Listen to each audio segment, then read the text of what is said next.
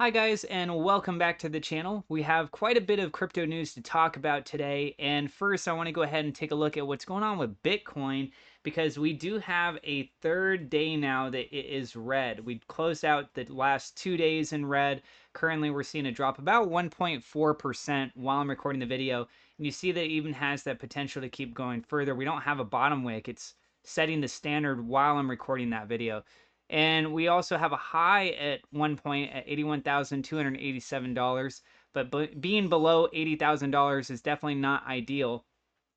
And just zooming out here a tad bit, you guys can see that we have the Fibonacci retracement level at $78,000. So an entry of a long position was estimated here on my technical indicator chart back on May 5th. This has played out for a bit. It did hit a high at one point at about $82,750. And since then, it's been trying to get past that level, got rejected here over the last few days. And there is a lot of news that is not good. And I want to go ahead and dive into that now. So first up, the Bitcoin Fear and Greed Index is at 42. At one point recently, we were in a little bit higher territory for neutrality, starting to look even like it might move into green, but lo and behold, we're starting to fall backwards here. So at 42 on that. And then for tomorrow, a lot of people's eyes are over there. This is going to be for what? For the Clarity Act. The United States Senate Banking Committee votes on the Clarity Act tomorrow, May 14th, the first comprehensive crypto regulation bill in United States history. It defines which crypto assets are regulated by the SEC and which by the CFTC. Over 100 amendments have been filed, and the banking lobby is still actively trying to kill it. One uncommitted Republican senator could block the entire thing. So, very important day. We have to see how that plays out. There is a rumor that's going on. This is very, very bad if it's true. America could be out of lubricant oil for cars within days. So you have Exxon and Shell. They've informed their major suppliers to prepare for empty shelves.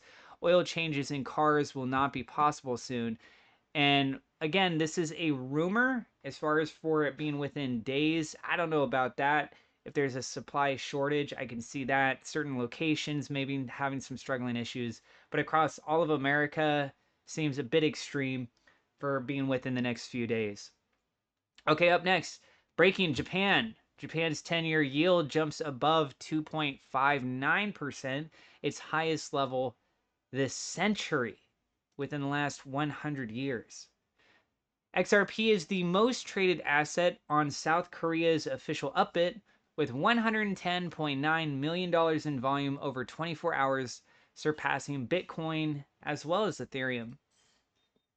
The United States household debt hits $18.8 trillion. That's a record high. More debt that you have, then the harder it is to invest in riskier base assets. And Senate to vote on Kevin Warsh for Fed chair today at 2 p.m. Eastern time. So just within the next few hours while I'm recording the video. So essentially, we've got Kevin Warsh, likely the next Fed chair today, and then tomorrow the vote on the Clarity Act. So there's a lot going on right now. New economic data reveals that wholesaler prices shot up 6% from just 1 year ago. This indicates that the producers will likely be forced to continue raising prices on consumers. And again, as prices go up on everything else, there's more temptation to sell your assets and not have the funds to be able to invest in things like Bitcoin, Ethereum, XRP, of that nature. Up next, April PPI inflation surges to 6%, well above expectations of 4.9%, and the highest level since January of 2023. Core PPI inflation rose to 5.2%, above expectations of 4.3%. Both CPI and PPI inflation are now officially at 3+ years highs. Odds of rate hikes are rising. So if this continues, guys, that 3-year marker is moving into the territory where it would have been during the Trump's first administration's term. So right now it's still giving a little bit of leeway there. All right, spot inflows for XRP record a new all-time high. U.S. job data is flashing recession warning signs. America has lost 1.37 million jobs so far this year, with job losses for 4 straight months. Such a long streak of falling employment is rare outside of a recession. I mean, with everything the way that it is, feels like a recession. US dollar share of global foreign currency reserves have fallen to its lowest level this century. XRP Ledger hits an all-time high of 332,230 wallets holding at least 10,000 XRP, signaling growing conviction from larger holders even amid months of price uncertainty. As I mentioned, that vote is going on tomorrow. We have copper making it a new all-time high. And then we go ahead and take a look at what's going on with XRP.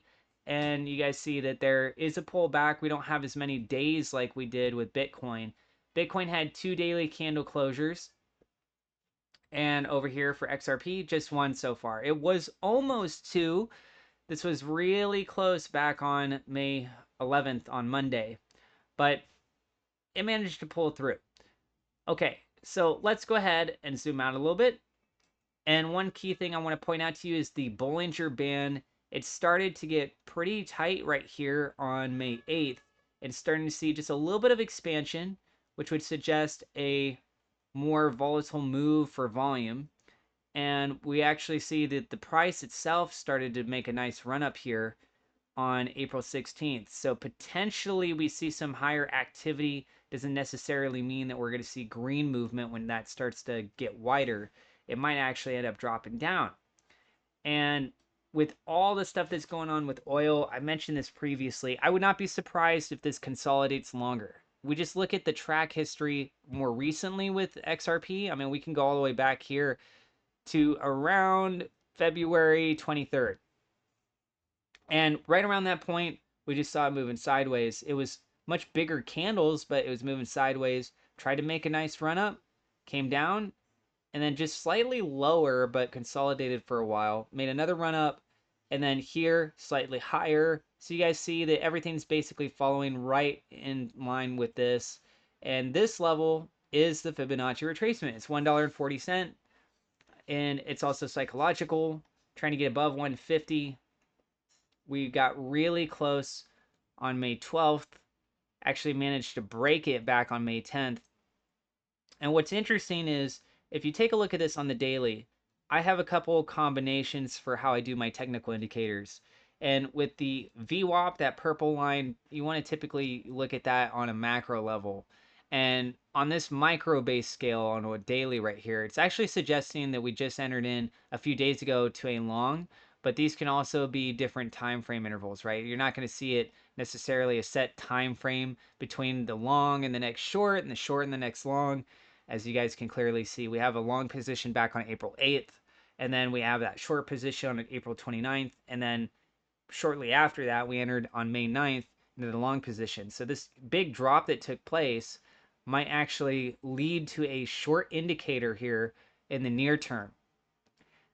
Now, I also want to point out that we have that entry of that long position for XRP more recently, but for Bitcoin, just today, it signaled a short position. So I'm not a financial advisor. This is not financial advice. I just want to show you guys how overlapping technical indicators identify on the price charts, and you can see how these sort of play out, right? So this is using my set combination. This is a bad example one back on April 29th for Bitcoin because it would say, hey, it's signaling a short. It actually made a run up. But you can see the profit and loss that's down the bottom for the strategy report. So overall, when you look at this, it's actually looking at a net positive, doing quite well in that regard. And the short position, we already had 2 daily closes of red, this pull down right here. I'm a little bit suspicious about that, but having that baseline level of support at $78,000, it is possible we could see a further retest of that. We could see it potentially dropping down even further below, potentially even hitting the bottom level of the Bollinger Band itself at $75,000. That would also make sense psychologically, and then potentially trying to make a run up again. But right now, Guys, I really think that there's a high chance that it consolidates for a bit. It's trying to make that run up, but having a new Fed chair coming in, having the Clarity Act vote tomorrow. Actually, sorry, let me stress this even more. Based on what happens tomorrow with the Clarity Act, we'll likely have short-term volatility. If they say it's going to be delayed, we might see some large drops.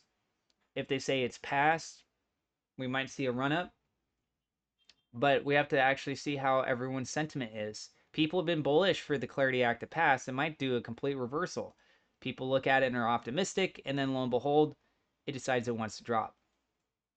All right, and that's what I got for you guys. So I also have a referral link to BTCC. This crypto exchange has been around for 13 years.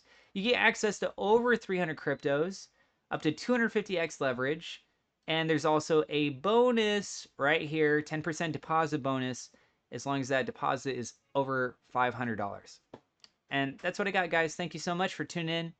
Thank you to all my Patreon supporters, all my YouTube members. God bless you, and we'll see you in the next video. Peace.